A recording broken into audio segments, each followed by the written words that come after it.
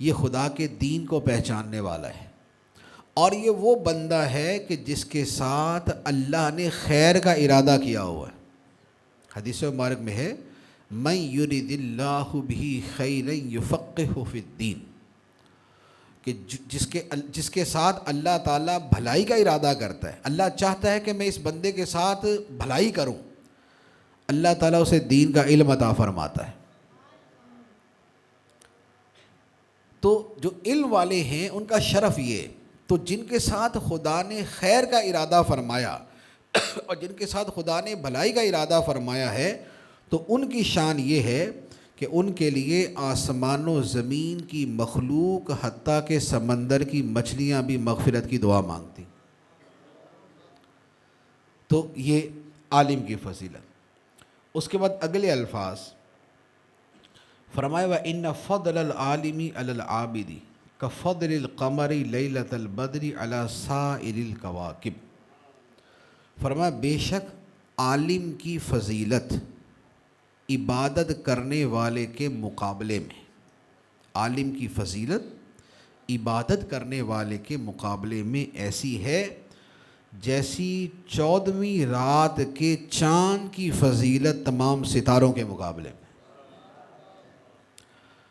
اب آپ اس کی حقیقی مثال لے لیں نا، اگر حقیقی مثال یعنی اس کا تخیل آپ لے لیں، اب رات کے وقت چاند کو دیکھیں، آسمان کو دیکھیں، تو آسمان میں آپ کو ستارے نظر آئیں گے اتنے اتنے اتنے اتنے چھوٹے چھوٹے چھوٹے چھوٹے چھوٹے چھوٹے، لیکن اگر آپ 14ویں رات کا چاند دیکھیں گے تو وہ جو 14ویں کا چاند ہوگا اس کی روشنی ان ستاروں سے زیادہ ہوگی، اس کی خوبصورتی ان ستاروں سے زیادہ ہوگی، اس کا نظر آنے والا سائز جو ہے وہ ان ستاروں سے زیادہ ہوگا۔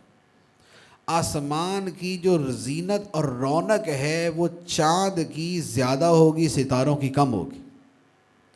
تو اب آپ ایک مرتبہ، جیسے ابھی آج کل تو ذرا میرے خیال 8ویں 9ویں تاریخ چل رہی ہے نا اس کی رجب کی، جیسے 14ویں کا جب چاند آئے تو ایک مرتبہ آپ ذرا باہر نکل کے حقیقتاً دیکھیے گا کہ آسمان پہ ستارے دیکھیں رات کو، 14ویں کا چاند ہے اور ہزاروں ہزار ستارے آپ کو نظر آئیں گے۔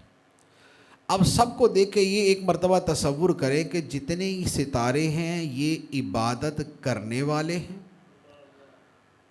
اور یہ جو 14ویں کا چاند ہے یہ عالم دین ہے، یہ عالم ہے اور یہ سارے کے سارے عابد ہیں۔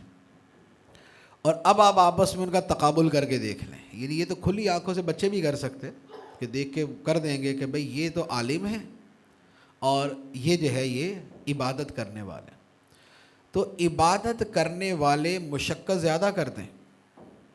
عبادت کرنے والا کسے بولتے ہیں؟ یہ 5 وقت کے نمازی کے تو عام طور پہ عابد نہیں کہتے، کیونکہ 5 وقت کی نماز تو عالم نے بھی پڑھنی، عابد نے بھی پڑھنی، تو تقابل کیا ہوا؟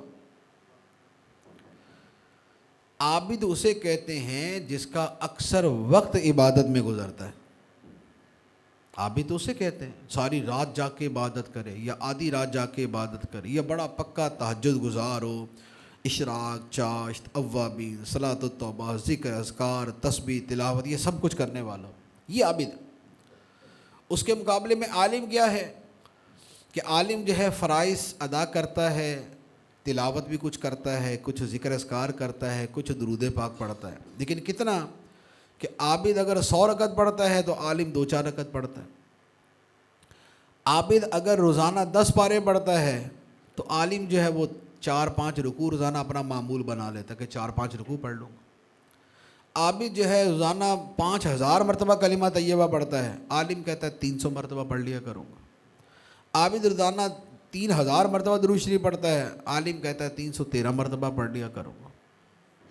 ٹھیک ہے نا؟ تو عالم ہر عبادت کے اندر کم ہے لیکن علم کے اندر زیادہ ہے، کہ اس کا جو باقی وقت بچتا ہے وہ علم میں گزرتا ہے۔ اگر وہ 3000 کی بجائے 313 مرتبہ درود شریف پڑھتا ہے تو وہ جو باقی اس کے 2.5-3 مرتبہ درود پڑھنے کا وقت ہے وہ کس میں لگ رہا ہے؟ علم کے اندر۔ اگر وہ 5 پارے نہیں پڑھتا، آدھا پارہ پڑھتا ہے روزانہ، تو وہ جو 4.5 پارے کا وقت ہے وہ کس میں لگ رہا ہے؟ وہ علم کے اندر لگ رہا ہے. لیکن اس کے نتیجے میں اللہ تعالیٰ فضیلت کیا دیتا ہے کہ اسے 14ویں کے چاند جیسی فضیلت عطا فرماتا ہے. تو جو آپ کا علم کا وقت ہے. اچھا، اب اس میں ایک اور چیز کی طرف بھی توجہ رکھیں کہ آج کے زمانے میں جیسے یہ نا یہ موبائل کا مسئلہ، ہر بچے کے ہاتھ میں موبائل ہے، موبائل پہ وقت ضائع کر رہا ہے، کبھی یوٹیوب دیکھ لیا، کبھی کچھ دیکھ لیا، کبھی کچھ دیکھ لیا. تو یہ جو فضائل ہوتے ہیں نا، یہ فضائل یہ نہیں ہوتے کہ عبادت چھوڑی اور باقی کچھ بھی نہیں کیا. نہیں، عبادت چھوڑی اور علم کی طرف گئے. یعنی کہ عبادت میں، نفل عبادتوں میں جو کمی ہے اسے علم کے وقت کے ساتھ پورا کیا، نہ یہ کہ اسے موبائل کے وقت کے ساتھ پورا کیا. تو پھر وہ والا معاملہ نہیں ہے.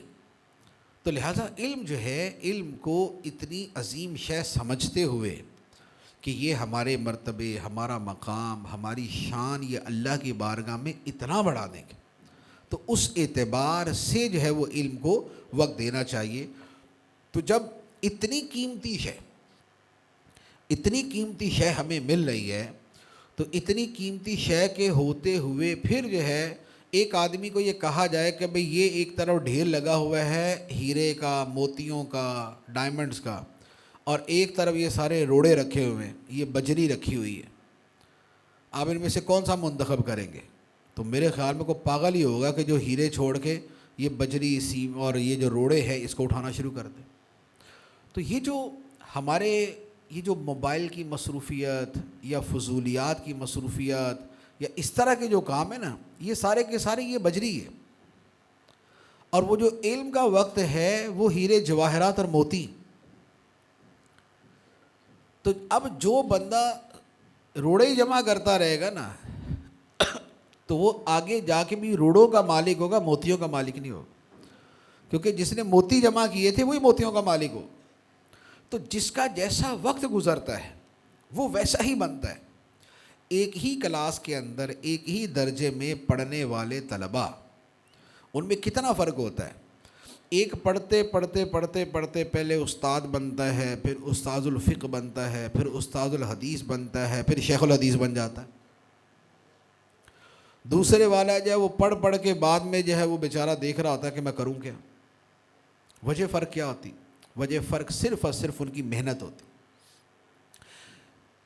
سونے کی کان ہوتی ہے نا، سونے کی یا ہیروں کی جو کان ہوتی، یہ جس جگہ ہوگی وہاں پر اگر 50 بندوں کو کہہ دے کہ بھئی اس زمین کے اندر سونے کے ذرات ہیں، آپ جتنے نکالنے چاہیں نکال لیں. تو مسئلہ یہ ہے کہ سونا ہمیشہ جتنی گہرائی میں جائیں گے نا اتنا زیادہ ہوتا ہے. ایسا تو نہیں ہوتا کہ سونے کی کان جہاں پر ہوتی ہے تو زمین کے اوپر ہی سونا رکھا ہوتا ہے، ایسا نہیں ہوتا. اس کو کھودتے ہیں، اس کو 100 میٹر کھودا، تھوڑے سے ذرے ملے، پھر اور 100 میٹر کھودا، پھر زیادہ ذرے ملے، پھر اور 100 میٹر کھودا، پھر اس سے زیادہ ذرے ملے. جتنا گہرائی میں جائیں گے اتنے زیادہ سونے کے ذرات ملتے ہیں.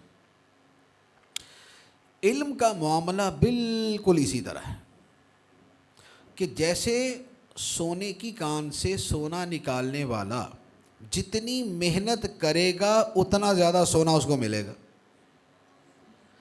ایسے ہی جو علم کی کان آپ کے سامنے ہے، جو آپ کا یہ درس نظامی ہے، جو عالم بننے کا کورس ہے، جو آپ کے درجات ہیں، اولا، ثانیہ، ثالثہ، رابعہ وغیرہ، دورہ حدیث تک، یہ سب جو ہے یہ علم کے سونے اور جواہرات کی کانیں ہیں. اور یہ کان صرف وہاں پر آ کے کھڑے ہو جانے سے نہیں ملے گی. یہ جو جتنا گہرائی میں کھودے گا، یعنی جتنی محنت کرے گا، جتنی تلاش کرے گا، جتنی سعی کرے گا، تو یہ اسی کے مطابق ہی اس کو یہ سونے کے ذرات ملیں گے. تو گویا آپشن سب کے لیے برابر ہے. آپ میں سے طالب علم جتنے بھی طلبہ ہیں، کلاس کے اندر یہ نہیں ہوتا کہ بھئی یہ اگلے بچوں کو زیادہ پڑھانا ہے، پچھلے والوں کو کم پڑھانا ہے، یا پچھلے والوں کو زیادہ پڑھانا ہے، اگلے والوں کو کم پڑھانا ہے. ایسا کوئی آپشن نہیں ہوتا. استاد کلاس میں آتا ہے، سارے بچوں کو برابر پڑھاتا ہے.